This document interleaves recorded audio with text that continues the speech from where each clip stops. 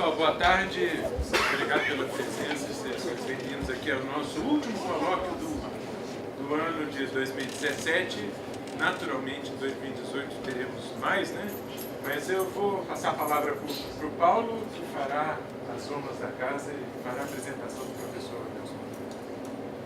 Então, a gente fica muito grato com a presença do professor Nelson Maculá, uma pessoa que influenciou e influencia bastante todo mundo que trabalha em pesquisa operacional, otimização no Brasil. Vou fazer um rápido texto introdutório que eu escrevi aqui. O professor Maculá nasceu em Londrina, Paraná, e se formou em Engenharia de Minas e Metalurgias em Ouro Preto.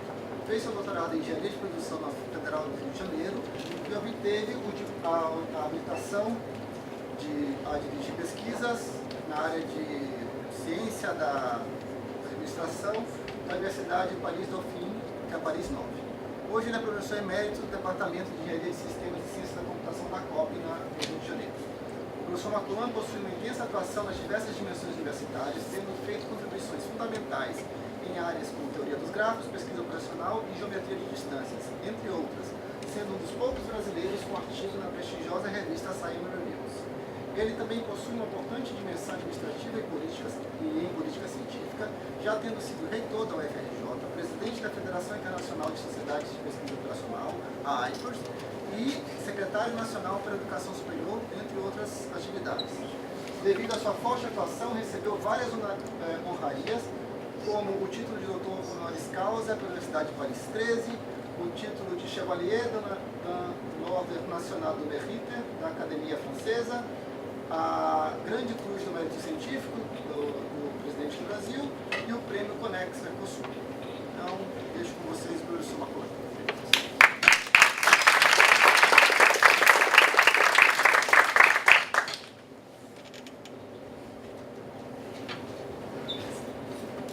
Você quer sentar e falar? Você quer sentar e a gente Eu dou um jeito aqui.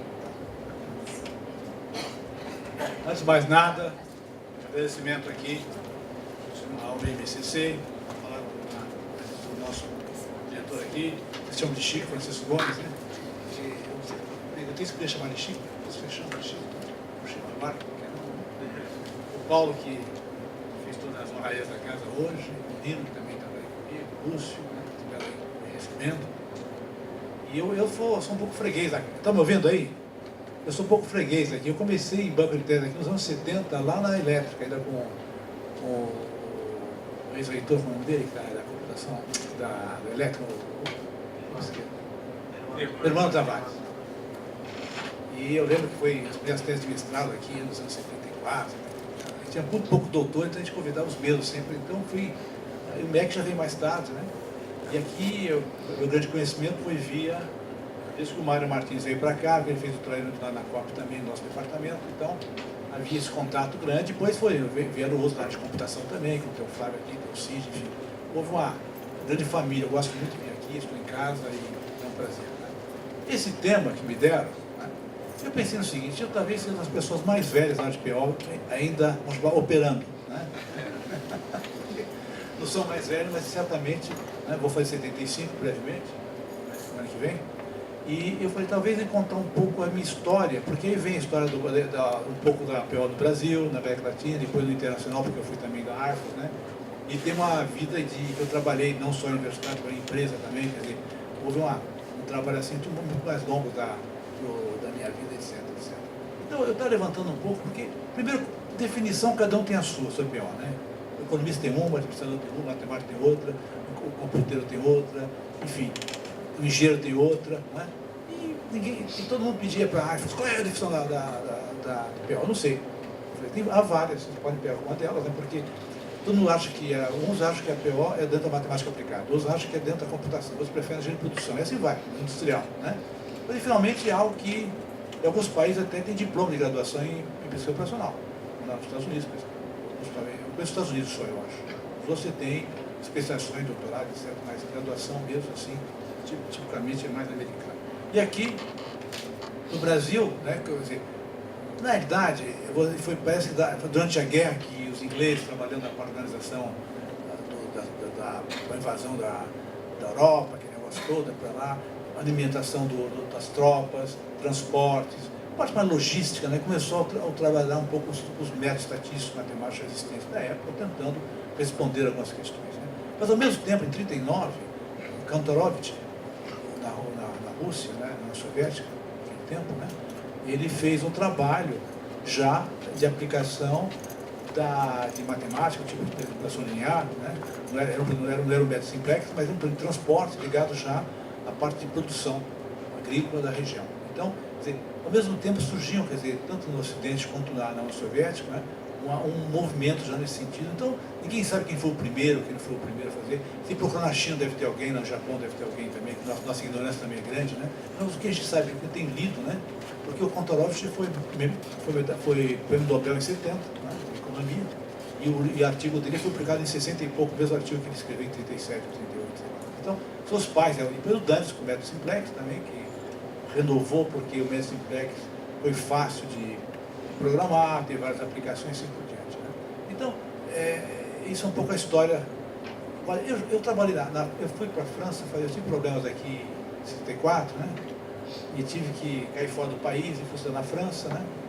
E fiz um DEA, tipo mestrado, né? Que era chamado de Estatística e Matemática. Eu fui fazer um doutorado e fiz do estado sólido, porque eu era metalurgista e tal, gostava. Eu cheguei lá, mudei para probabilidade, depois nunca mais voltei para física, né? Nem voltei para probabilidade também, enfim. E eu tive sorte que nesse curso, na época, nos anos 66, 67, 68, né? Eu estudei com o Claude Berger, né? Em Ravos, que hoje é um dos grandes nomes.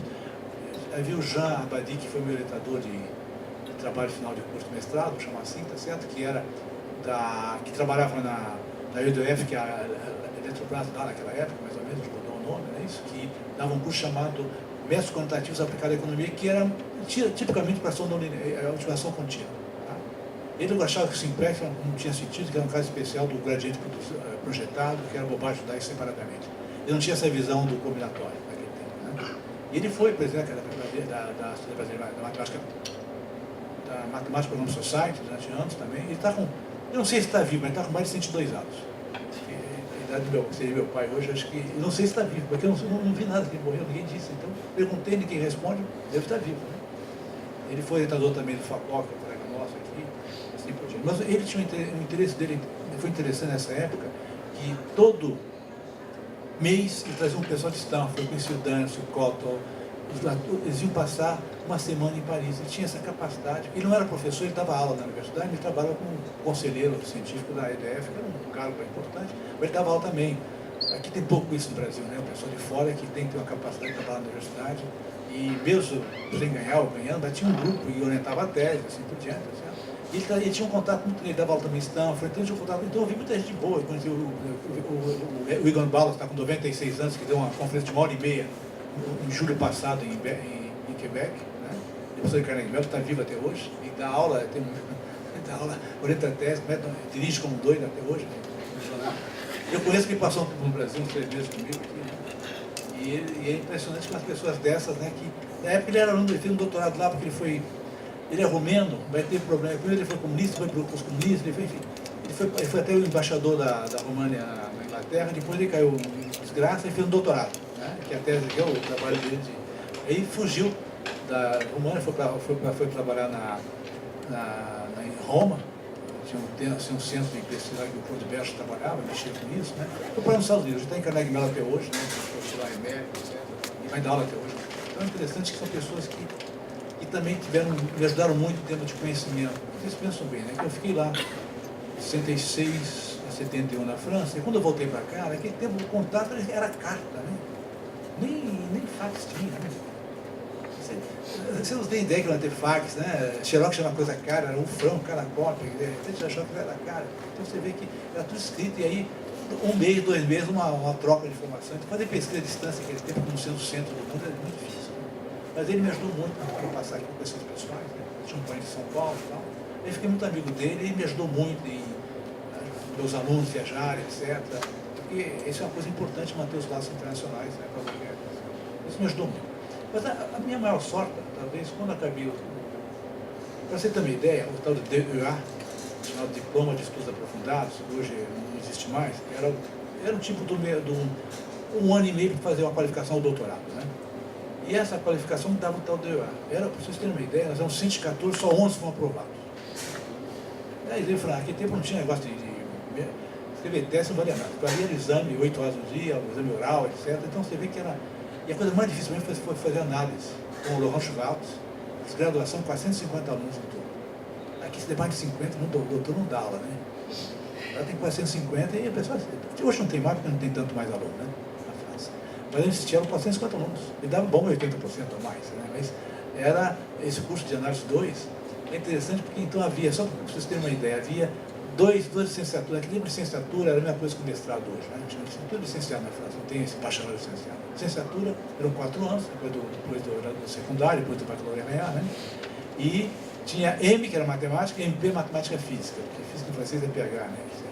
E todo mundo achava que o MP que era o mais importante. Não, o MP é aquele que não passava no curso do Laurent Schwartz, então seria só MP. Era matemática, não era matemática, era matemática física. Então era, você vê que já o elitismo na França também começa pelo... Eu achava que o MP era mais que o M, não. Tinha um P mais, mas não. Então, e aí, eu acabei, né? Aí vem 68, foi minha sorte, que mudou um pouco a França, etc. Conheci até minha esposa, né? E fui trabalhar. Eu já tinha feito um estágio de quase um ano e pouco na escola de Minas, mexendo com geoestatística. Né? Modelos de matemática aplicados a fazer cubagem, sobretudo de jazidas, etc. E era um modelo interessante, um tal de Matron dizia, né? E fiz toda uma parte estocástica, baseado muito nos trabalhos dos russos, né? E tinha uma escola de estatística ligada à geologia. Lá comecei a mexer eu fui fazer um trabalho sobre equação não linear inteira. O Abadi me disse, não, tá bom. Ele vai fazer um não linear, vamos supor que ela seja convexa, a relação seja convexa, diferenciável, né? Versões lineares e variáveis inteiras. Aí fazer o primeiro branch-ball na minha vida, para uma não linear, já uma dificuldade danada não linear, né? Enfim, fiz um trabalhinho mais para ele, gostou, sei lá. Eu comecei com a não linear inteira, você vê, né? Bem específica não linear, porque ele queria achar que linear não tinha sentido. Enfim, então a gente começou... E trabalhei lá um tempo e fui trabalhar depois numa firma de computação. Na época, eram pouco grandes computadores. Né? Eu comecei em 68 até 71. Havia um Univac 108, que era uns 500 metros quadrados, que ia custar uns 10 milhões de dólares hoje em dia, naquele época, sei lá, era uma fortuna, né? E lá aprendi muita coisa. Lá que eu comecei a mexer com folha de pagamento, cálculos de estruturas, infinitos, AX igual em 3 dimensões, ninguém fazia, começou a fazer isso, naquele tempo que ninguém precisava de torção, não tinha máquina para fazer torção, né? Exposição linear para você inteira, grafos, né? E eram aplicações do dia a dia. E esses 2 anos que eu passei, quase 3 anos, né? Me deram uma grande capacidade de aprender muita coisa, porque a PO era coisa, não era ensinada, era prática, né? Quer dizer, era uma prática, né? E na época eu trabalhava com Univac, CDC, IBM, e assim, cada máquina é diferente da outra, né? Tinha palavras de 40 bits, 36, 60 e 48. Uns usavam um byte de 6 bits, outro de 8. Então, era muito difícil. Ler uma fita magnética, por exemplo, em ponto flutuante, tinha que arranjar um programa, para cada letra tinha... E os ingleses tinham coisas diferentes, o ICL tinha coisas diferentes. Então, você é obrigado a conhecer um monte de tecnologia e você aprendia também a fazer os randos da vida. Assim. E nisso, né, aí você vê, eu comecei a trabalhar também. A primeira experiência que eu tive interessante, e aí sua visão da Europa para ver um pouco com ela, né? Eu tinha que entregar, naquele tempo não tinha, eu fazia as estágios, eu fazia um cálculo de estrutura com a empresa de engenharia civil de Orleans. Então, às vezes eu levava na mão, pegava o trem, um pacote de estágio, né? Todas as tensões, os esforços, na estrutura de um prédio, uma coisa desse tipo, né, para lá para você dar uma olhada. Numa dessas viagens, sentou uma pessoa do lado que estava tentando, ele fazia vigas, né, de pré-fabricadas e tinha que comprar o ferro. Ele queria saber, tinha uma acumulação muito grande, né? Aí eu fiz o programa de 01 para ele, dei para ele. Ele ficou tão contente, fez um projeto, ele conseguiu economizar 10% na compra, joga um programinho para a sua inteira, pequena, que era o método de base, programei, fiz tudo em, acho que em AC, uma parte de importância, e aquilo me deu até uma certa... ver que servir para alguma coisa, até para as coisas básicas da combinatória, ajudar um pouco a decisão, né? Bom, e aí Voltei para o Brasil em 71, consegui voltar, enfim, a esposa que ela queria conhecer o Brasil, enfim, voltei para o Brasil, foi bom ter voltado para o Brasil, não estou me arrependo não. Né? E aqui o que aconteceu que eu achei para ver? A pior aqui começava, mas era muito mais associada a Petrobras, Souza Cruz, Vale Rio Doce, eram empresas que tinham grupos de gente que eram engenheiros ou economistas que faziam, usavam técnicas de matemática, física, estatística, enfim, isso fosse para fazer a parte de... Não havia ainda uma... Existia um grupo em São Paulo já, começando, tinha um grupo do Wilhelm, vou lembrar daqui a pouco, né? Do Wilhelm, deixa eu colar aqui, se eu esqueço de pegar, né? Foi para muita gente aqui, vou lembrar. E tinha o Helen Hiller, que era argentino, que veio para o Brasil, que foi o cidadão da Sobrava, tinha o pessoal do ITA, todo que fazia um pouco, né? E tinha o... Como é que chama aqui? Desse nome, que é muito importante essa pessoa, eu esqueci. Vocês vão pensar da USP, da produção da USP. Japão. Não, Japão, mas Japão é mais novo, bem mais novo. Era o Oswaldo Fadiga. O grande nome da produção inteira, foi a primeira pessoa que já conhecia, né? Foi um homem realmente importante da produção. E a produção de São Paulo, talvez, da USP, fosse a primeira a ter começado, né, a ideia de pesquisa operacional mais avançada, assim, gente, né? O Fadiga mexeu com a produção inteira, inclusive naquela época, né? Quando eu cheguei aqui, era a única pessoa que eu conhecia que tinha feito alguma coisa. Mas tinha São Paulo que não era tão fácil as conexões como tem hoje, né? E ali, né, nesse trabalho comecei a voltar para o Brasil, né? E aí tentei arranjar um emprego, né? Eu tinha o SNI, não deixava ser, eu tinha um monte de processo na cabeça. A minha sorte foi sair daqui em 68, mas em 70 eu voltei, mas os processos continuavam, né? Então eu não podia entrar na Petrobras, não podia trabalhar na Vale do Doce, nada, era tudo estatal, então eu não podia entrar. O único que me aceitou foi a FJ. Fui contrato com o BNDES e vou ser professor na vida, né? Que eu nunca pensei em ser, porque eu queria fazer matemática. Meu pai, não, você vai ser professor na vida, então faz engenharia, tá bom. Eu, na verdade, virei professor. E aí começou, aí foi a COP e fui no plano de sistemas de computação. O professor, na época, me recebeu de costas, que não aceitava ninguém com formação francesa. Bom, aí foi a produção. Esse professor já faleceu, depois já se perdoa, não sei, não importa. Ele não gostava de ninguém de formação francesa, ele era americano, não tinha sentido. Bom, então voltei. Aí fiz carreira na FJ desde 71 até hoje, né? Estou lá até hoje, parte dos móveis já. E aí, quer dizer, eu já tinha uma bagagem impressionante, que eu gostei muito desses 3 anos na França trabalhar, porque eu vi muito contato com empresas, com produtos renais, e aí aprendi as coisas mais difíceis do mundo, fazer folha de pagamento. Se você errar, cara, para mais ou menos, eles te matam. Como é que o computador erra? 500 dados globais, né? Nós fazíamos um pagamento de 150 mil pessoas da SNCF, a empresa de estrada de ferro francesa, nacional. Cada 15 dias, nós fazíamos, eram não sei quanto, mais de 100 máquinas assim, imprimindo. Era um problema feito em Assembler, em Assembler, COBOL, era uma desgraça fazer aquele negócio, aquele desenho todo. Né? E depois era feito o papel já era pré-preenchido, você rodava aquilo, mudava outra vez, assim. Então, e se houvesse algum erro que passasse, a gente era tratado como burro. Porque você mais se fizesse um tratamento estatístico, às vezes os caras ganhavam muito mais naquele mês, porque ninguém ganhava igual ao outro, cada um, o número de trabalho você ganha por hora. Fazer uma hora não era evidente, raramente o salário igual, só o dia que entra, porque o resto foi tudo diferente. Né? E outra é você trabalhar as empresas pequenas. Então o erro então é maior ainda. O senhor fez o tal do pra quê? Não sabe fazer a folha de pagamento? Você vê? Não, diga que não é difícil. Não, é muito difícil o pagamento. Fazer é fácil programar agora. Se o resultado está correto, né? Porque a entrada já erra na entrada. Né? Quando bate, né? Quando entra, alguém erra o pagamento. Né? Tanto é que nos Estados Unidos hoje quem faz você que faz sua folha de pagamento. Você que preenche, né? as regras lá, etc. Né? Você que preenche, hoje você faz online, os americanos trabalham por hora, né? Para errar menos. Então, essa experiência me deram, aprendi muito nessa área de investimentos finitos, porque eu não sou engenheiro civil, mas tem muito engenheiro civil, engenheiro naval, cálculo de navios, né? E ao mesmo tempo havia a British Petroleum tinha um projeto junto com a nossa empresa lá da Univac, certo? Que era ligada à Univac na época, né? Que era francesa, mas era da Univac, sobre problemas de otimização de navios e por diante. Então eles estão desenvolvendo dois corpos feitos na França, que é o Marie Claire e a Marie Elisabeth, um tal de Pigot, que é Politécnico, né? Aprendi muito, né?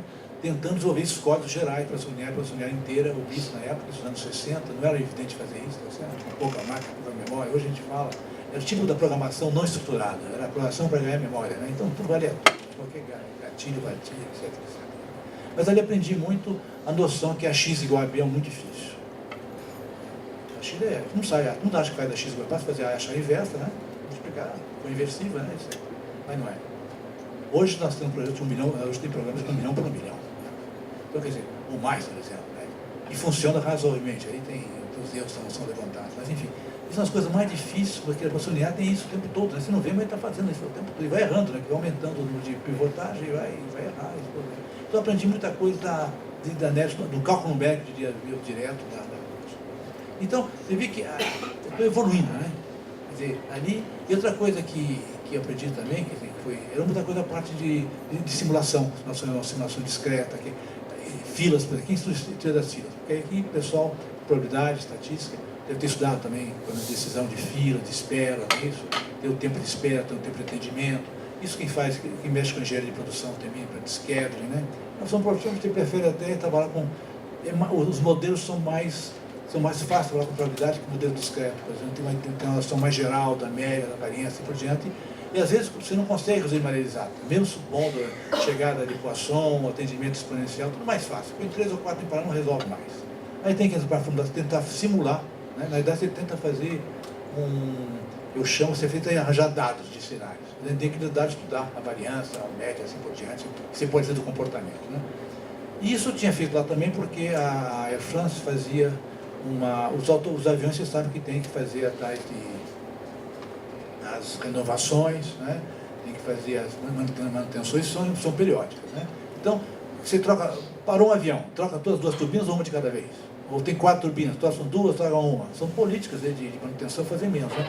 Ou então você faz parou, faz tudo. Ou então você faz tanto tempo. Então tem várias políticas. Então, nós fazíamos avião voando, avião parado. Então tinha tudo uma simulação que eu aprendi no dia a dia. Nós inventamos, inclusive, né? A ideia de análise de variância, essas coisas. A gente tinha que estudar para saber se aquele resultado é interessante. Aquilo me deu também uma visão probabilística, e ao mesmo tempo uma visão de... E eu usei muito para linear, para de transporte mesmo, né? Você tinha trilha dos gráficos, mas era mais fácil já uma professora linear para fazer um algoritmo especializado, você não ia perder muito tempo fazer outro algoritmo para cada vez se usar, né? Porque em tese você faz o algoritmo e programa. Depois no dia a dia, se não estiver pronto, você vai fazer cada vez, muito caro fazer. Então você usa as coisas que já funcionam, pelo menos, adapta as coisas que já funcionam. Isso me deu uma boa área nessa área. Bom, aí o Pedro francês chegou no Brasil. Eu lembro que eu cheguei aqui, não tinha. Logo no início, tinha o Roberto Gomes da Costa, que era o chefe do setor de pesquisa operacional da Petrobras, para eu falar sobre Branchenbald. Foi a primeira coisa que eu falei no Brasil em 71, né? Aqui não tinha, o pessoal não tinha nem do MPS, como era o Branchenbald, o MPS MIP, que chamava na época, né? Era da IBM, porque aqui era cada máquina tinha o seu programa, né? Tinha um pai da MVAC, tinha o MPS da IBM, tinha um sei o que do CDC, e as máquinas aí, né? Isso tudo para dizer que aí cheguei aqui no Brasil, né? Eu lembro que eu fiz uma conferência sobre isso foi em 71, mesmo lá no início que cheguei aqui no Brasil, né? E aí, muita gente procurou, porque tinha problema de 01, né? Existe ou não existe, eu sempre digo, eu só sei mexer com 01, sou muito limitado, né? Ou é 0 ou é 1, a ideia é 0, contato, né? E realmente, quer dizer, eu aprendi muito essa modelagem 01, que é uma coisa que eu sou, o pessoal fica, como é que eu faço isso? Tem coisas que eu não consigo, mas quase tudo eu já consegui. Definir um gráfico cordal, por exemplo, com evidente, com 01, com essa linear inteiras, né? Eu brinco muito, só não consigo um gráfico perfeito, isso eu não consigo fazer ainda, mas vou tentar um dia, não sei, né? Mas são coisas que eu consigo fazer, são modelos que não são nada práticos, né? Mas enfim, você consegue resolver exatamente problemas pequenos e ter uma ideia do que você está fazendo é bom, né? O seu problema de aproximação, por exemplo, né? Que a gente chamava de heurística no passado, eu chamo esse esquema de aproximação polinomial, ou fortemente polinomial, né? Eu chamava tudo de heurística. Esse meu livro de heurística não tem nada de heurística, são todos de aproximações polinomiais, né? Mas depois, o Flávio sabe isso, no meu tempo se dizia heurística, né? Heurística hoje é qualquer coisa, no meu tempo não, heurística era uma coisa que você sabia o erro a priori e tinha que ser polinomial, isso não vale a pena, né? Se você for numerar todo o espaço, então não é heurística, é a versão global, é explicitância. Bom, aí que acontecia? E começavam também, aí já a USP já tinha o USP, o ITA, a PUC, o FJ, e algumas universidades do Brasil começavam dentro da elétrica, geralmente, a computação está como tinha elétrica e produção, geralmente, ou industrial, alguma coisa mecânica, já tinham grupos estudando otimização, no sentido ou probabilístico, ou até apenas. A gente chama de pessoa operacional hoje, né? Porque é difícil saber o que é dentro. Eu sou estatístico, mas você trabalha com pessoal pior também, né? Eu sou matemático aplicado, mas você faz também, mexe em otimização contínua, quer dizer, também é difícil dizer quem não é que trabalha na região. Na realidade, do outro lado, você tem problema de aplicações. Então, eu comecei já, o primeiro curso que eu dei na FJ foi simulação discreta. A primeira vez que na FJ, talvez no Rio de Janeiro, foi a primeira vez que foi dado um curso de mestrado, né? Naquele tempo, mestrado, doutorado, não tinha doutorado ainda, tinha um curso de mestrado, né? Ninguém tinha pouco doutorado na época. Né? Eu lembro que aprendi muito também, porque eu nunca tinha estudado a parte de telefonia, por exemplo, né? A parte de telefone, a parte de falar, assim. E foi interessantíssimo que aprendi como tentar modelar de outra maneira. A indústria começou, a telecomunicação é muito forte no Brasil, começou a entrar as estatais, né? A Telérgio, a CTB, Telérgio, já era um sistema eletromecânico. Uma central telefônica era uma coisa linda, fazia um barulho danado que rodava os mãos, até. Hoje você não vê, hoje é isso aqui, né? Central telefônica é computação, né? Mais engenharia quase, né? Então você vê o seguinte, quer dizer, e ali eu comecei a estudar, ver como podia simular aquilo, de maneira do tráfego. E o problema é o seguinte, você tem uma rede, ela vai saturar, sempre satura. Vai ter você tem que, não pode fazer, dimensionar por saturação. Tem que, se você for ficar muito caro, quando na realidade ela vai estar sempre sobrando 20% a 30% em média ou mais. Então, a ideia é não ser tão caro uma rede para todo mundo atender, a não ser redes que alta tecnologia, alta de segurança, que não tem que trabalhar 100%. As outras têm uma margem. Então, você estuda uma média, a variância, etc., e tenta modificar um pouco a estrutura da sua rede, sobretudo quando você vai num projeto de expansão de uma rede de telecomunicações. Então, isso eu comecei a trabalhar um pouco com telecomunicações e vi que tinha aplicações muito interessantes, difíceis, né? São combinatórias, você coloca... Por exemplo, você vai trabalhar com... Vamos pegar um exemplo mais fácil, canalização. Vamos supor que uma das variáveis seja o diâmetro do cano. Aqui não é contínuo, né? Não é 0, 0,7, não. É 0,30 polegadas, 27, 40, é uma loucura. É altamente combinatório. Então você não pode aproximar mais de 0,50, vai dar um número que não tem sentido nenhum, né? Vai errar muito. Então, quer dizer, esse tipo também acontece com os pares de polos. O número de pares de polos ele é tanto e tanto. Você compara as tecnologias que vêm. Na realidade, quase todas as funções são côncavas. Você vai minimizar funções côncavas, ou seja, olha a confusão que dá. Né? Tá bom? Uma coisa difícil. Então você faz aproximações, porque então, como se já a derivada vai diminuindo, quer dizer, o custo unitário vai diminuindo. Entendeu? São funções desse tipo, assim, lá para cá, então, vocês acontece, são funções difíceis de trabalhar, a gente consegue com 0,1 aproximar isso e achar um ótimo uma função com 0,1. Então, essas coisas também me interessaram trabalhar, né, e ver que tinha uma ligação. Utilização global, mesmo contínua, ela é numérica, ela é combinatória, tem que tentar matar os lotes locais. Então, a combinatória tem que estar escondida na contínua quando não é convexo. Né? Então, essas coisas me levaram a ver com a dificuldade, os problemas. Assim, e aí, foi interessante que é uma coisa... Aí foi chamado, um colega nosso, o Akshesha, um pessoal que foi feito lá no BEC, começou a fazer um trabalho para chama aquela empresa lá de desenvolvimento do Nordeste, vou lembrar. Tem um nome, Sudene, na área de transporte. E eles pegaram o dinheiro, não fizeram nada e foram embora. Eles pagaram passar, aquele negócio, o professor, não, ele vai depois. Só que eles foram fazer o back, não deixaram ninguém. Eu cheguei, não, tem que assumir esse projeto. Né? É um projeto de transporte, de 14 ou 15 produtos do Nordeste, certo? Em 3 ou 4 tipos de condução, ou caminhão, ou barco, ou trem, ou mesmo aéreo, entre aspas, e produtos como, não só produtos como minerais, como também de lavoura, e o que ficava no Nordeste, eles queriam fazer um estudo da frota, né? E aí deu um trabalho bom, nós juntamos, peguei esse trabalho do maluco, sem ganhar nós pegamos aquilo que tinha que dar, a universidade não podia ficar fora da jogada, tinha sido um projeto, né? E que as pessoas não tinham feito. E fizeram um preço muito barato. Né? Aí por isso que aceitaram logo. Né? E não fizeram, foi bom. Não caiu na cabeça da gente. Né? E eu aprendi muito nesse projeto. Foi mexer com gente trabalhando do dia a dia. Né? E aí fiz um modelo lá com acho que 2.000 variáveis, 4.000 restrições. Era um modelo de transporte com 2 restrições a mais do 3. Né? Na época, rodar isso não era evidente. Tinha o MPS da IBM, tinha que rodar na cidade, passava a noite lá, tinha que trocar o sistema. Eu era das poucas pessoas que conheciam o novo sistema da IBM, o pessoal estava no DOS, estava no OS já, que era mais avançado, então passava 2 horas só trocando o sistema do computador. E aquilo embaixo de ar-condicionado, porque ali você não parava a máquina. Né? Então, foi feito o modelo e tal, e eu fui conversar, a primeira conversa com os técnicos lá da Acidente e tal. Não, agora eu quero um modelo de simulação. Eu falei, por quê? Não, porque eu fiz mestrado em simulação é melhor. Por que você quer simulação? Aí você vê a conversa. Não, porque eu quero mudar. É muito fácil. Não muda assim, não. Muda a função objetivo. O custo menor, maior, você vê o que você quer. Né? Não precisa. Ele achou que, não, o Marco Lano tem um problema genial. Ele é professor linear e simulação.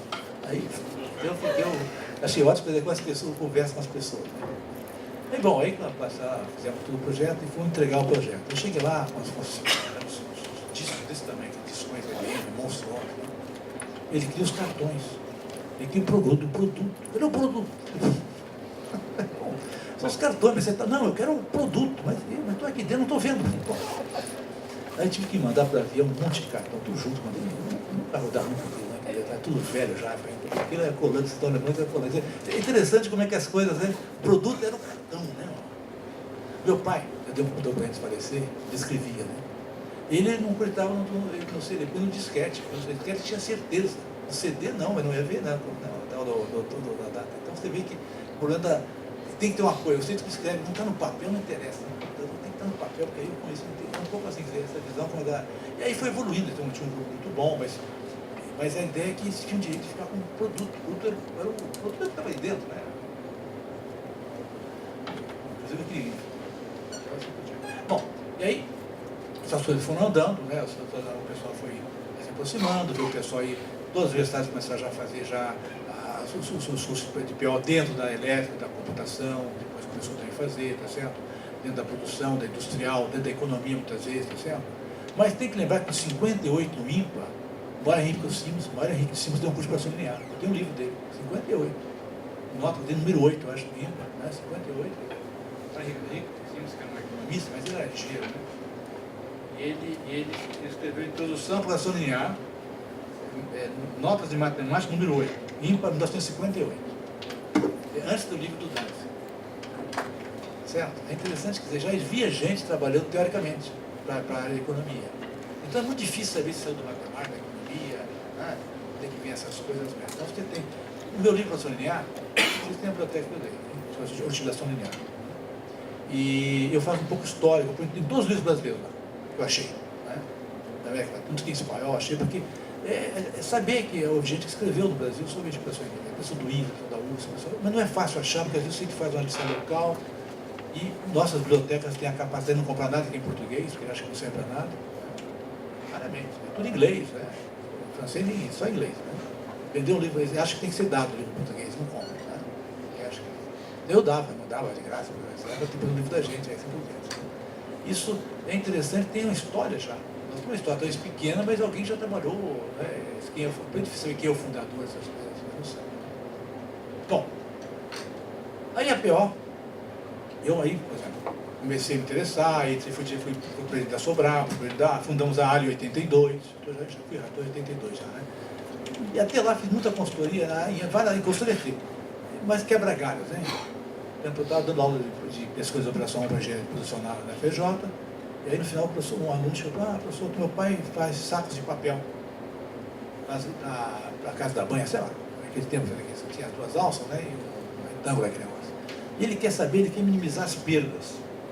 É tipo corte-guilhotina, mais ou menos, tá?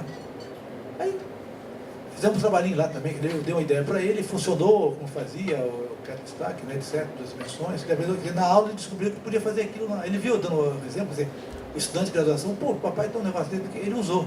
Ou outra, o marido tinha uma fábrica de sutiã. E é interessantíssimo que eles cortam, assim, você tem muito melhor que qualquer máquina.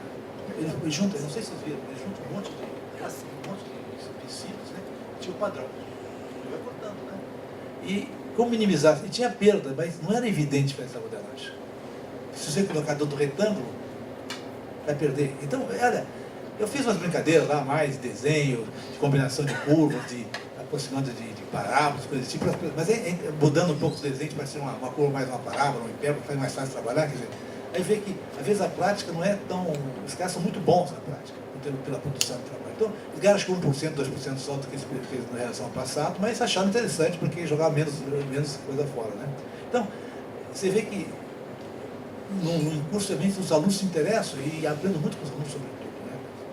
Eu estava dizendo hoje, eu escrevi muita coisa na minha vida, tem coisas que eu não sei se eu descobri, falando me disse, um colega disse, porque você me deu a ideia, às vezes eu, falando com o Lúcio hoje, a ideia do Lúcio eu vou usar daqui a 10 anos, ele que me deu, vou esquecer dele talvez, né?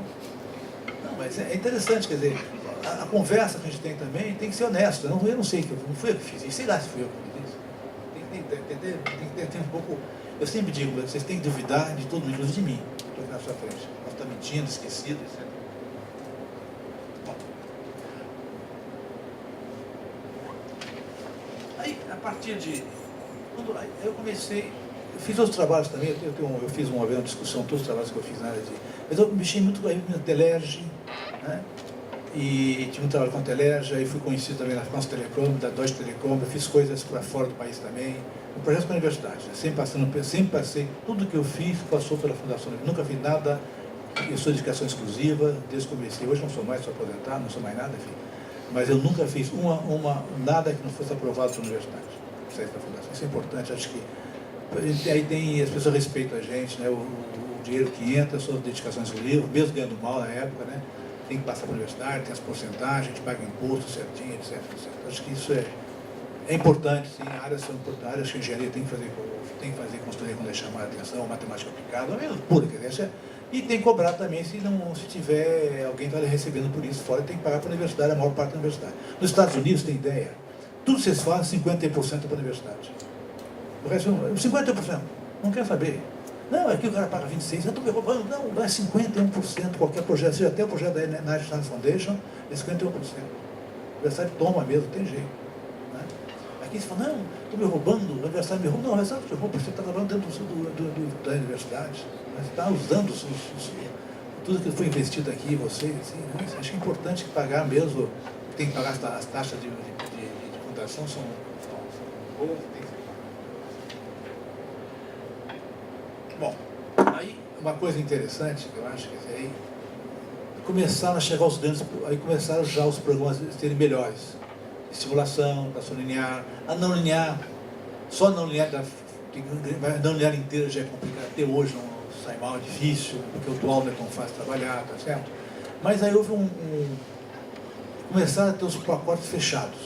Eu estou com grande confusão para quem faz matemática aplicada e pesquisa profissional, computação.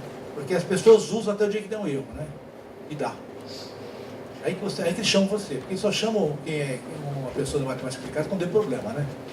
Da computação, rodou, parou. Por exemplo, aí eu lembro que tinha um MPS-X, que era o MPS avançado, $600 por mês de aluguel. Tinha um pai, tinha outro também da Boros na época, mas o pessoal tinha mais no Brasil, tinha IBM, tinha MPS-X. E começaram a dar problemas assim, você estava dando problemas maiores, não tão grandes, mas tinha dificuldade na matriz, era um problema muito difícil. Quando a matriz A, a soma, é tudo positivo, a soma é 1. A matriz associada com um processo estocástico qualquer, entendeu? De qualidade. Tudo positivo, então ela é densa, 100% densidade. A soma é sempre 0, é 100%. Essa matriz realmente é muito ruim de se trabalhar. E ocupa muita memória, não tem jeito de trabalhar de uma maneira fácil. Aí me telefonaram, foi rodar, parou. A máquina parou, disse que o erro é tanto. O que o computador faz? Tem um tal de custo reduzido, vocês conhecem lá, é o CJ bar, né, a produção linear, que a variável base tem que ser 0.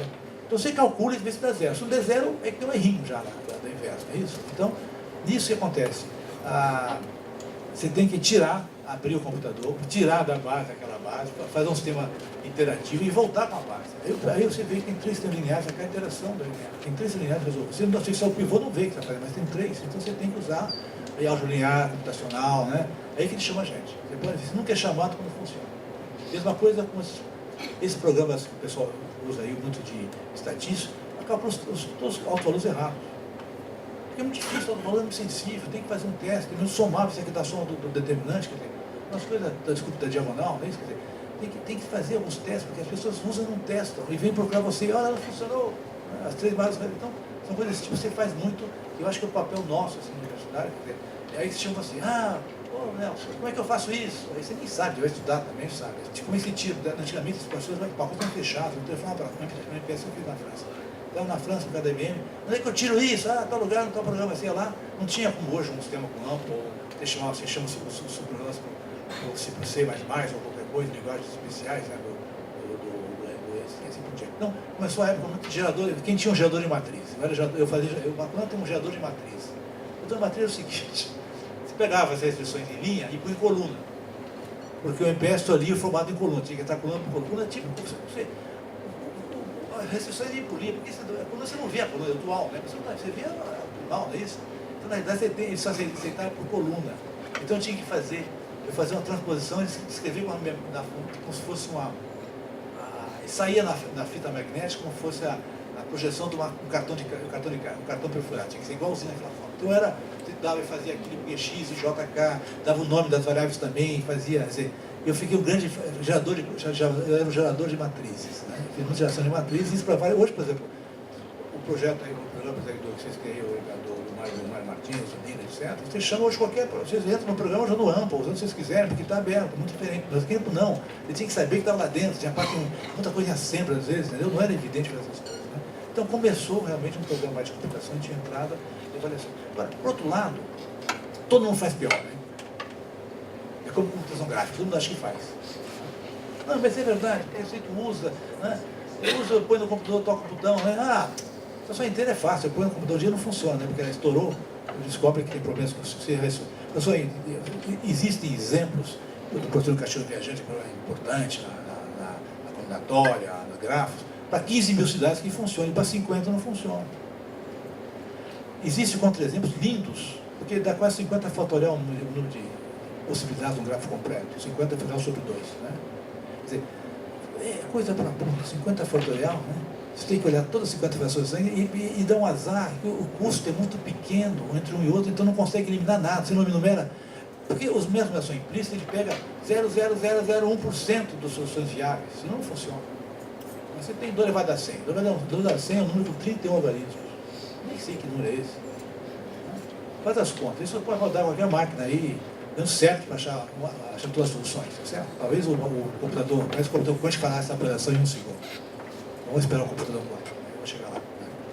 Então, quer dizer, são coisas desse tipo que são importantes que está discutindo, e muitas vezes você aprende porque tem um problema, o sujeito vê da prática, achar que resolve sempre e quebra a cara. Mas como é que pode? Um problema tão pequeno, eu resolvo com 100, eu resolvo com 50, porque isso chama-se explosão da computacional. Quer dizer, resolveu porque o método funcionou bem, porque são métodos que, no pior caso, é todo, de 2 elevado a 100. Então, você... isso aqui eu resolvo bem, no dia seguinte você resolve mal, né? Então essas coisas são bonitas, eu gosto dessas coisas que seja tudo NP completo e difícil, porque o resto é mais fácil trabalhar com ele. Essas são mais difíceis, mas tem que resolver às vezes assim. Então, ao mesmo tempo, você vê o seguinte, quer dizer, você é muito chamado também para dar opinião na parte de economia do país, na parte de modelos de previsão, tá certo? Aí vem a ideia da modelagem matemática, que eu chamo. Primeiro, a natureza, ela aí a grande discussão, ela é determinística ou ela é aleatória? Nem sei lá. Quem tem Deus é determinista, quem não acredita, sei lá, qualquer coisa, né? Os modelos podem ser. A natureza pode ser o que vem entender, né? Você pode, o mesmo problema, você pode usar um modelo estocástico para fazer estudar, pode usar um modelo, por exemplo, determinista, pode olhar, você pega um modelo de circulação, você olha tudo a cada segundo, ou então você olha só como modelo de distância de estado, é o que a gente faz. Né? Então, quer dizer, existem várias maneiras de olhar um problema e os resultados podem ser parecidos, você pode tratar de maneira diferente, ou o mesmo achar diferente de outra maneira, o seu ótico pode ser diferente do outro ótico, a sua visão do seu sistema pode ser o mesmo. Então, a modelagem matemática também é uma arte, eu acho, porque você modela e depois vai resolver, depois vai tentar resolver também. E você sempre modela porque mais você conhece. Eu conheço o 0,1, então eu prefiro. Então, eu conheço bem. Outro conhece mais contínuo, outro conhece mais... Né? Eu tenho um colega que é contra operações 0,1 porque diz que é impossível resolver tudo. A contínua também é impossível resolver tudo, né? Tem que saber, não pode resolver tudo também. Tem os caras que são contra um, né? Não, todas as coisas você pode funcionar. Né? Então, quer dizer, essa visão também é importante. Muitas vezes isso veio, eu consegui isso nos trabalhos às vezes, de aplicações. O sujeito, né, erra, pergunta por que não deu certo, aí você mostra, pode, deu azar. Né? A quadrática 01, por exemplo, impressões da asignação quadrática, problemas dificílimos, você não consegue dar um monte de solução viável, não acha nunca ótima, assim por diante. São problemas difíceis de resolução e são tão grandes. Você às vezes consegue abrir um maior, achar um maior, não resolver o menor. O maior tinha uma estrutura de custo melhor. Bom, agora, você vê, você fala sobre tudo que é pior. Tem estatística, tem matemática, né? Você tem problemas de resolução difícil, os difíceis você usa também. Tem economia dentro dela, tem administração, tem management science também, né? Hoje a PO nos Estados Unidos chama-se Analytics. Informes, que é a maior sociedade do mundo, e chama Analytics, né? E tem o Data Science também hoje. Hoje o que está mais metido nisso é o pessoal de PO, muito mais de computação. Os centros, por exemplo, de otimização, estão muito ligados ao Data Science, seja de Colômbia, seja de NIU, seja de outras universidades. Né? E aqui já se faz também. Às vezes as pessoas fazem sem saber, né? Porque o que é trabalhar com Big Data? Você tentar achar algumas ideias de distância para juntar o cluster, né? Análise, muitas vezes, né? Tem coisas não tem o que fazer, né? Assim, tem vários métodos aproximativos, né? São coisas difíceis de fazer, né? Mas são coisas novas, né? Você tem também, hoje se fala muito, né, na inteligência artificial. O difícil é natural, né? Eu tento fazer IN na minha vida. Aí trabalho no pessoal do IA, machine learning, essas coisas, são coisas já conhecidas, que são requisitas. Por exemplo, controle ótimo, tinha muita coisa que a otimização pegou. A Cibanic, por exemplo, a otimização já fazia otimizações há muitos anos, já fazia de funções, né? Eu entrei pela otimização muito também, junto com o Bobadinho, negócio de controle ótimo, funções de espaço, funções de espaço de Banach, etc. Quer dizer, coisas que ninguém mais faz hoje na otimização, né? Mas se fazia no meu tempo na matemática, mesmo a matemática aplicada na época, eu achava que era importante achar as funções que poderiam ter as condições, né? Você acha, o seu vetor é uma função, são funções, assim por diante, né? Então são coisas que a gente esquece também que existe essa área que hoje tem lá o sentido, tem lá, mas é importante que eu também vi dessas coisas mais teóricas para as coisas mais práticas. E aí, você pega o seguinte, hoje nessas áreas de computação e então você tem gente trabalhando em todos os lados, né? E com formas diferentes de pensar. Eu tenho um ex-aluno que foi fez doutorado em Georgia-Tech, que hoje está trabalhando na Universidade Americana. Ele não quer mais, ele é um físico, ele não quer fazer MPO, quer fazer agora, ele está tentando usar combinatória nesses modelos aí de gravitacionais. Ele quer mudar a física, vai mexer com otimização combinatória dos modelos gravitacionais. Por que não? É outra visão também de olhar, né? O pessoal de matemática de sistemas dinâmicos também estão lá com combinatórias. Quer dizer, você sempre pode buscar algumas coisas parecidas e tentar modelar coisas. Você tem que entender também o modelar, né? Porque é muito importante. Eu trabalho muito nessa parte de estanciométrica, mas eu mexo com biólogos, né? Eu não entendo biologia, eu esqueço, o Carlinhos entende. Eu esqueço o dia seguinte, o cara me explica o dia seguinte. É muita coisa, é muito nome de grego, latim, né? E muitas vezes o modelo desse pessoal, eles acham que estão vendo o modelo, eles não acham que aquilo é um modelo artístico. Você pega o DNA, né? Eu vi aquilo, né? Você acha que aquilo pode responder mais ou menos à sociedade, né? Pode usar duas hélices, né? 2 helicóides, 3 helicóides, para fazer bem entender. O helicóide conseguiu esse mínimo, então o pessoal parece muito nas coisas que a gente tem com essa parte de DNA, etc. Né? Eu andei trabalhando um pouco com isso. Mas eu sei, eu tenho que ter uma pessoa do meu lado, por exemplo. O prêmio Nobel de Química desse ano, são pessoas da área de reconhecimento de geometria de distância, na verdade. Eles pegam os dados e tentam descobrir, aproximar o mais próximo do DNA ou da molécula, eles estão medindo, porque a medição é difícil, você não tem todos os resultados. Então eles ganharam o prêmio Nobel por refazer realmente, por descobrir um monte de coisa. Foi muito mais matemática que química, na verdade. Interessante. Coisa que a gente tem feito, mas só que trabalhar com grandes químicos, pessoas que estão trabalhando isso há muito tempo e com muita computação. Eles esconderam o pessoal que fez esses modelos para eles, porque esse pessoal também já ter ganho alguma coisa porque eles fizeram fazer reconhecimento. Bom,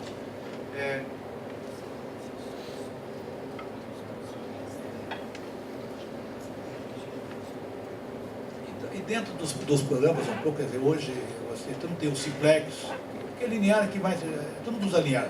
Linear mais fácil, parece mais fácil, né? Só que vai ficando dentro de portos, né? A gente não sabe fazer, a gente não tenta linearizar tudo para resolver, né? Tem processos não lineares, linearismo para resolver, faz todos.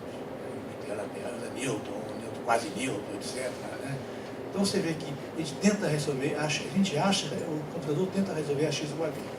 Nossa, a interação com os erros. Isso que eu digo, se você entender x igual a b é uma coisa muito boa, né? Entender quase tudo, a tua nonlinearidade também se aproxima. Então, isso é a que eu chamo a atenção. Então, hoje, por exemplo, eu não sei, eu estava vendo o número de cursos, eu já vi já tem um mestrado em pesquisa, eu nunca vi assim mestrado em pesquisa, agora já eu vi que a Universidade Federal de São Paulo, campus de São Carlos, junto com o ITA e o INPE, dão um mestrado em pesquisa operacional. Tem o título, mestrado, doutorado em pesquisa operacional. Porque geralmente o doutorado está dentro da produção, né, sistema elétrica, o sistema não tem, é tudo sistema de engenharia de ciência e computação, e tudo lá dentro nunca põe opção, tem opção para não dar trabalho, é só, mesma coisa para resolver.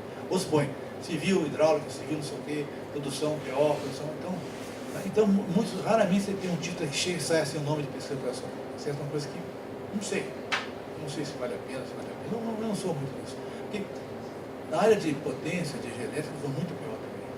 Eu devo no CPE, um colega redescobriu o método simplex. Ele mexe com otimalidade, primal dual, ele faz muita coisa disso, com variáveis canalizadas, entendeu? Ele descobriu, é aquele cara que estava no simplex, num caso particular. Quer dizer, ele não sabia que existia. Então é importante também, quer dizer, as pessoas trabalham, descobrem coisas que já existem, redescobrem as coisas que já existem. Certo? Bom, então a peão do Brasil cresceu. Vocês têm uma ideia, eu vou mostrar para vocês uma coisa importante que é os dados que eu trouxe aqui. Eu fui prêmio da ARFAS, né, no ano passado, e nós sempre nos congressos somos o quarto ou quinto, até terceiro número de olha, matemática e programa nos últimos anos, né? Programas da ARFAS nos últimos anos, o Brasil está entre o terceiro e quarto ou quinto, a gente ocupa sempre mais gente assistindo. Né? Eu fui um terceiro na Alemanha, eu estava lá em 2012, né? Esse ano no Quebec, na ARFAS, foi no Quebec, Canadá, né? Tinha acho que 1.300, tinha metade do pessoal que foi na Espanha. Interessante, né? O americano não vai ao Quebec muito perto, né? Quer ir para a Europa, quer ir para a praia, né? O Quebec é tão bonito, eles querem ir para a praia, né?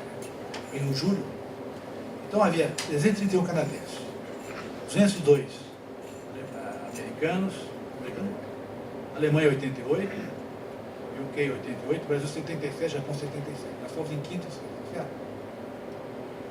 Tinha mais de 150 brasileiros na ARFAS como se chama, na Espanha, em Barcelona. Né? Mais de 150 brasileiros. A grande maioria, São Paulo, sobretudo o interior, né? O Unesp tem muita gente estudando. É interessante que existe uma... Bom, claro, tem a USP, tem a Unicamp, mas tem muita gente hoje do interior de São Paulo, de Rio Preto. É impressionante a força também da Unesp na área de PO, Sorocaba, quer dizer, isso é uma entrada, né, das novas universidades federais, né, que é interessante, né? Antigamente o Rio, hoje não, o Rio já não é mais, acho que Minas já começa, Minas e Rio Grande do Sul já começa a ter mais gente do que as universidades cresceram, né? Os clubes cresceram muito mais que os clubes, então manda as pessoas. Então é interessante que eu vejo a Sobrap para a Sociedade Brasileira de Pesquisa Profissional. Ela foi pioneira, que ela chegou antes da Sociedade Brasileira de Automática, antes da Sociedade de Estatística, da Brasileira de Matemática Aplicada e Computacional, só tinha SBM. Então a Sobrap foi também uma abertura grande da matemática aplicada, da automática, da estatística, da ciência da computação, né? Porque era mais... Todo mundo fazia isso, porque ele trabalhava junto. Depois vieram hoje a SBM foi muito maior que a da Sobrap, a SBM, bom, o CBM eu coloco já de... Quem também tem 2 anos, é uma coisa diferente, já tem uma estrutura maior e assim por diante, né? Então você vê que a Sobrap foi também pioneira nesse sentido das coisas. Em nosso país, por exemplo, você tem a ARFAS, que é onde eu trabalhava, que eu fui presidente, organiza mais de 100 e tantos países, tem sociedade de pesquisa profissional. E tem 4 sociedades regionais grandes, né? Tem a Euro, na Europa, e tem a APORS, que é a Sociedade do Pacífico, pega Pacífico, pega a China, pega a Ásia, pega a parte do Pacífico, a Oceania e a Austrália, pega a Nova Zelândia, tá, esse pessoal todo ali, tá certo? Você tem a ALIO, que é a latino-americana, você tem a NORA, né, que é a norte-americana, que pegaria também México, Estados Unidos e Canadá. Mas na verdade, nos Estados Unidos funciona a Informs, que é a maior do mundo. A Informs são 5 mil cada congresso, é uma loucura. Os congressos americanos são monstruosos, maior que qualquer matemática programa, Harvard, e muito estrangeira, maioria estrangeira. É importante, quer dizer, como eles conseguiram atrair para os Estados Unidos, né? Tudo, muito mais. São 80 sessões em paralelo. Você não consegue usar nem telefone, está tudo garrafado. Você não consegue, tem tanta gente junto, porque põe junto, né? Você não consegue achar um colega numa conversa desse, é quase impossível. Que horas ele fala, tem que ir lá exatamente achando ele fala, tudo, você não consegue de uma sessão para outra. 80 sessões para chega, é bom para ver as pessoas, conversar, nem não dá nem para jantar junto, porque tem tanta gente, assim por diante. Né? Eu fui a algumas delas, não vou mais, realmente. São 5, você não consegue usar computador, porque tudo engarrafa todo o sistema, entupiu toda a parte de conexão, né? Para você ver o trabalho.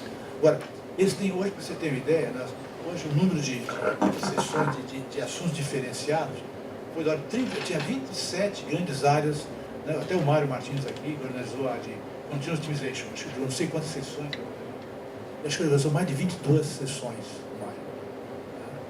Foi um troço construído, acho que quem mais organizou ele é um austríaco que também trabalha com a gente lá, que fez muito na área de não sei qual que foi, né? Data Science, estava colocando para vocês terem uma ideia, tem essa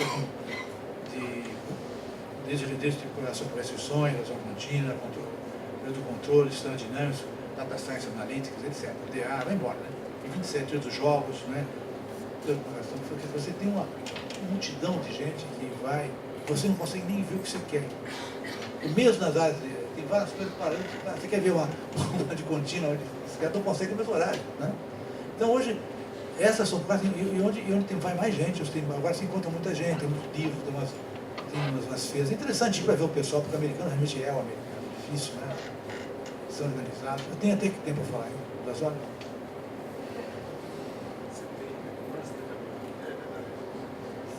Dá mais 5 minutos, tá certo?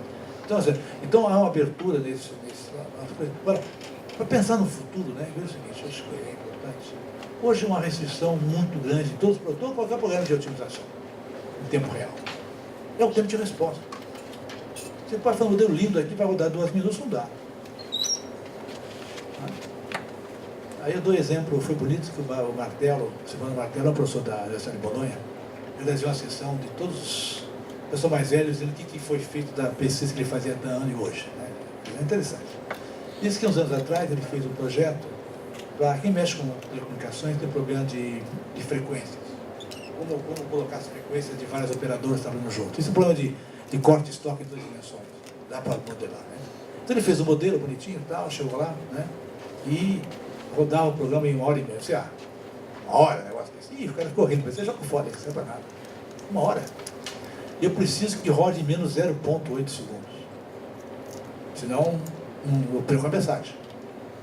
Aí ele foi para casa, né? Passaram, fizeram um trabalho, fizeram um tipo de heurística, né? Tal, aí conseguiram rodar no pior caso, 0,7. Todo caso, 0 ponto, a média tal. Onde depois mudou a tecnologia, não serve mais para nada. Eles já estão vendendo, eles estão agora, os serviços trabalham em 0,5. Né? Então, quer dizer, você vê que a gente fica... Como é que a gente vai resolver o problema agora? Que as pessoas querem resposta rápida, querem inteligência artificial, resposta rápida, né? Os algoritmos são lentos. N2, vocês pegam, por exemplo, uma rede de 1 milhão de pontos. O caminho mínimo é milhão quadrado. Não tem coisa melhor que isso. Pode tentar, não consegue. Né? Aula de ordem. É muito tempo para responder rapidamente. É polinomial, 2, pequeno, né? Então você vê que mudou um pouco, isso é uma coisa nova, né? Eu vi isso interessante. Hoje as pessoas querem, então, as meteorísticas, as heurísticas de inteligência, quer dizer, as coisas, já fazer algumas soluções, já pré-soluções para poder recuperar. Na área de, por exemplo, de potência, tem um defeito na Amazonas, você vai ver aqui, vai ser só medida aqui em São Paulo, às vezes a rede foi integrada. Mas são problemas mais difíceis, quebra aqui, não quebra lá, entendeu? Então você vai descobrir aqui, você tem que achar onde está o defeito. Então uma rede muito grande vai dar tempo para atender rápido essas coisas. Aí tem os modelos estocásticos, então, isso eu acho que o moderno das aplicações é a resposta, né, para usar as coisas. Eu acho que aí que eu fiquei impressionado, e aí tem muito ligado à computação quântica, tem muito visto como seria talvez eu não sei quando vai chegar.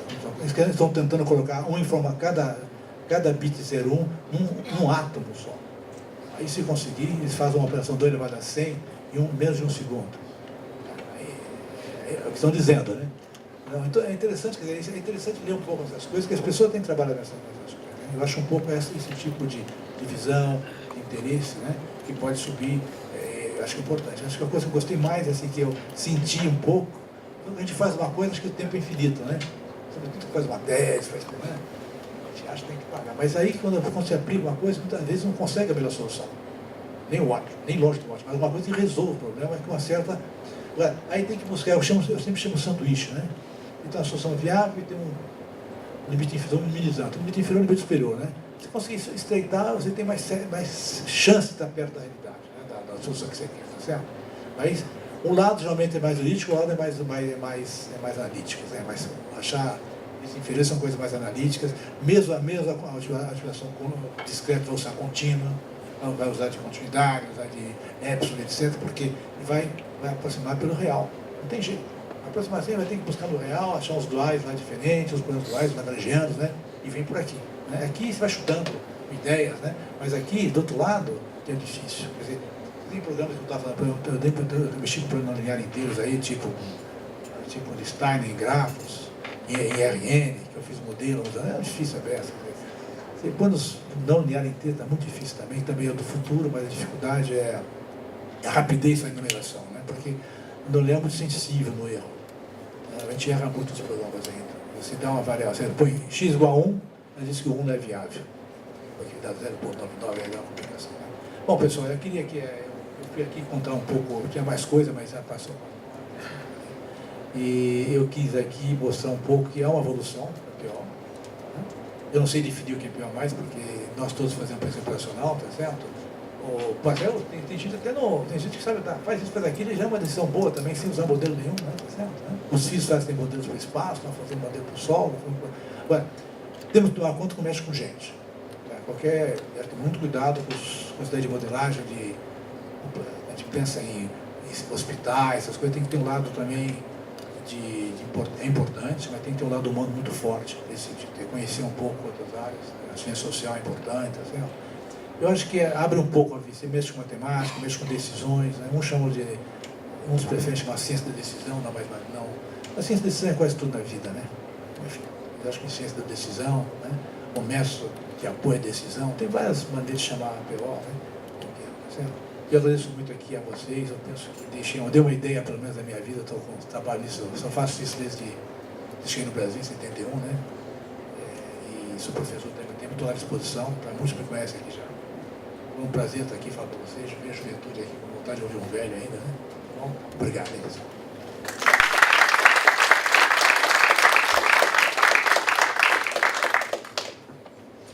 Alguém quer fazer alguma pergunta? Pode fazer que não mordo, não.